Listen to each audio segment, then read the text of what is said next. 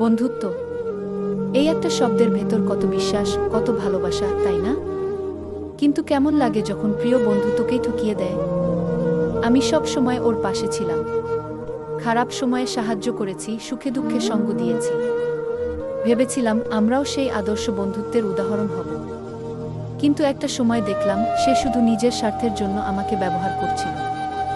আমি বিশ্বাস করেছিলাম, কিন্তু সে ঠকিয়ে দিল। এই পৃথিবীতে সবাই তোর মতো ভাববে না। কেউ তোর ভালো বন্ধুর মুখোশ পরে, কিন্তু সুযোগ পেলেই তোর বিশ্বাসকে ভাঙবে। কিন্তু জানিস, এটা তোর দোষ না। সত্যিকারের বন্ধুত্ব পাওয়া কঠিন, কিন্তু যখন পাবি তখন বুঝবি যারা তোকে ঠকিয়েছে তাদের জন্য নয়, বরং যারা তোর পাশে থেকেছে তাদের জন্য ভালো থাকবি। বন্ধুত্ব বিশ্বাসের সম্পর্ক, স্বার্থের নয়। তাই যাদের মনে স্বার্থ আছে তাদের বন্ধু ভাবিস না।